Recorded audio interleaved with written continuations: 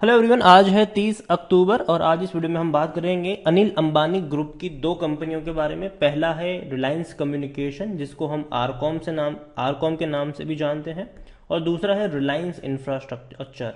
दोनों ही शेयर्स में से एक देखा जाए तो एक पेनी स्टॉक है, 3 रुपए के आसपास ट्रेड कर रहा है, और दूसरा जो है वो 85 रुपए के आसपास ट्रेड कर रहा है। वीडियो में हम डिस्कस करेंगे कि भैया क्या करना चाहिए, यहाँ पर मौका है, धोखा है, क्या है यहाँ पर, उन सारी चीज़ों के बारे में डिस्कस करें। उससे पहले अगर आपने अभी तक चैनल को सब्सक्राइब नहीं किया है तो प्लीज़ अभी इसे सब्सक्राइब कर लीजिए, क्योंकि आगे भी बहुत सारे वीडियोस हैं जो वो काफ़ी ज़्यादा हेल्प करेंगे। तो शुरुआत करते हैं हम रिलायंस कम्युनिकेशन से, जिसको हम आरकॉम के नाम से जिससे जानते हैं। एक महीने में 6.5% तक टूटा है, 3.5 के करीब पहुंचा था, लगातार ये टूट ही रहा है वहां से। और एक साल में अगर हम देखें तो पिछले एक साल में आरकॉम में 72% का ग्रोथ है। देखो, यहां पर जब भी तेजी आती है तो उसका फंडामेंटल से कोई दूर दूर तक लेना देना नहीं है। यहां पर तेजी सिर्फ और सिर्फ ऑपरेटर के खेल की वजह से आती है। और मैं हमेशा कहता हूं कि जब भी तेजी आए बेच के निकल जाओ। यहां पर अगर आप फंसे हो यहां पर, तो जब भी तेजी आए फंसे हो बेच के निकल जाओ, और दोबारा यहां पर मुड़ के मत देखना। ये मैं कई बार बोल चुका हूं कि देखिए, तेजी हमेशा आएगी यहाँ, बस ऐसे नहीं कि तेजी नहीं आएगी। डेफिनेटली ये तेजी आएगी और आपको ललचाएगी। ये वाली रैलियां हमेशा दौड़ेगा और 3-4 गुना प्राइस पे चला जाएगा, लेकिन दोबारा टूट के वहीं पे आ जाएगा जहां से उसने शुरुआत करी थी। फिर दौड़ेगा, फिर टूट के नीचे की तरफ आ जाएगा। तो पहली चीज तो ये कि भैया तेजी में यहां पर फंसना नहीं है, क्योंकि कंपनी का कोई बिजनेस नहीं है। ठीक है, कंपनी कोई काम कर नहीं रही है, कोई बिजनेस कंपनी का है नहीं। कंपनी इवन अगर देखा जाए तो कंपनी ने भैया अपने हर क्वार्टर में 1600 करोड़, 1500 करोड़, 1400 करोड़ के लॉस ही लॉस देखने को मिल रहे हैं। तो पहली चीज तो ये कि यहां पर पड़ने की जरूरत है ही नहीं।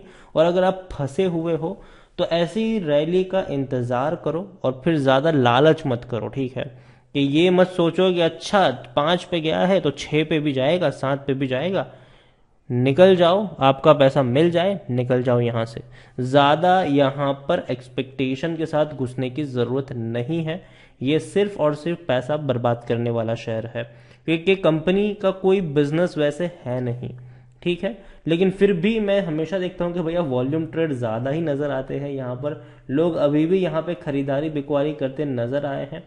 देखो, प्रमोटर ने अपनी होल्डिंग रिलायंस पावर में बढ़ाई थी, ठीक है, लेकिन यहाँ पर इसका कोई वो असर नहीं है। ठीक है, तो पहली चीज यहाँ से यही कहूंगा कि इससे तो भैया आपको कोसों दूर ही रहना चाहिए। रिलायंस कम्युनिकेशन मेरे हिसाब से फंडामेंटली स्ट्रांग तो बिल्कुल भी नहीं है।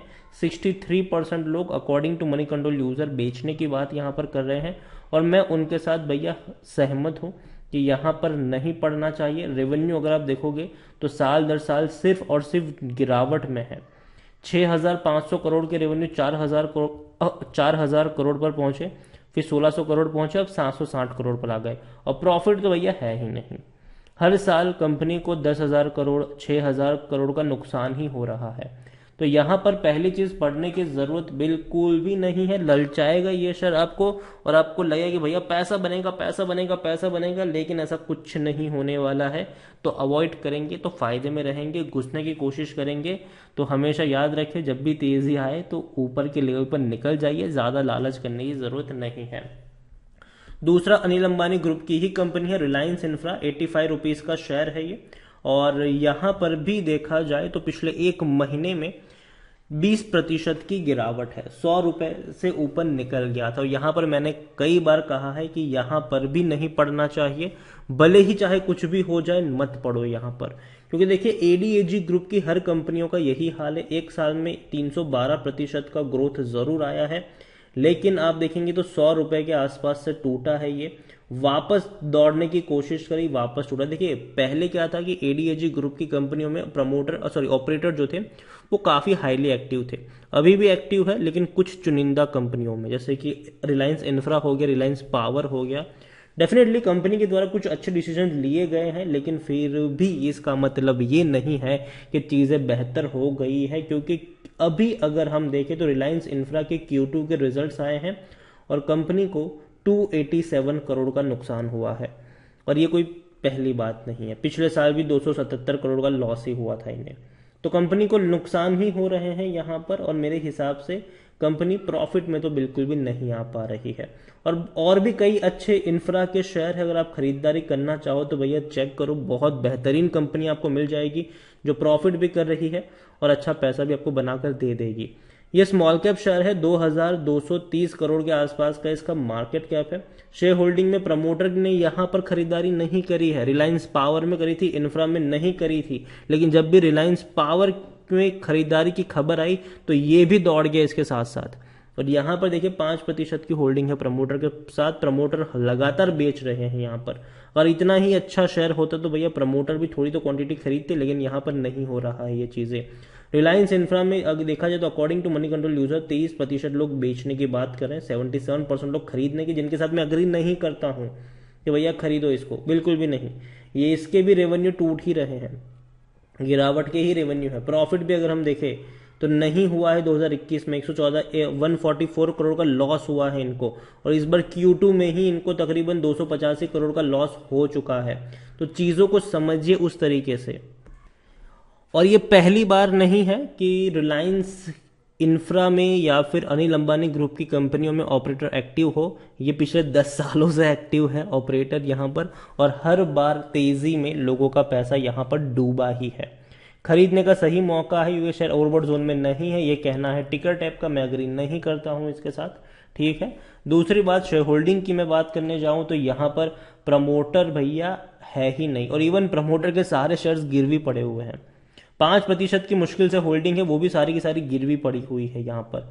रिटेल वाले खरीद रहे, देखो 34% की होल्डिंग है उनके पास, और वो यहाँ पर आप देख सकते हैं कि अदर पार्टीज और रिटेल वाले यहाँ पर पूरा का पूरा गेम खेल रहे हैं। डोमेस्टिक इंस्टीट्यूशन की जो होल्डिंग 9.5% की थी, आज वो 5% पर आ चुकी है, तो बिकवाली है। एफआईएल्स की 4% से भी ज्यादा की होल्डिंग अगर हम देखें तो वो 1-1.5% पे आ चुकी है। बड़े बड़े फंड हाउसेस बेच रहे हैं यहाँ पर, लेकिन हमें लगता है कि ये अगला मल्टी बैगर बनेगा और हम खरीदारी करके चल जाते हैं, लेकिन ऐसा नहीं करना चाहिए।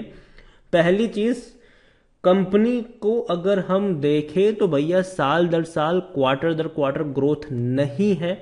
प्रमोटर की अगर हम बात करें तो प्रमोटर भी यहां पर उतने भारी मात्रा में या फिर एक्साइटेड नजर नहीं आ रहे हैं।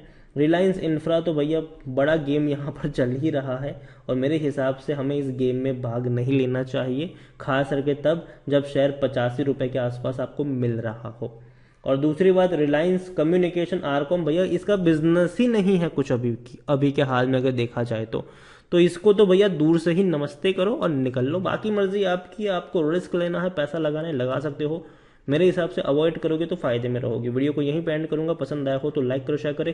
चैनल पर अगर पहली बार आए हैं तो प्लीज सब्सक्राइब करें, और रिलायंस कम्युनिकेशन और रिलायंस इंफ्रास्ट्रक्चर के बारे में आप क्या सोचते हैं वो भी आप मुझे कमेंट में लिख के बता सकते हैं। Thank you.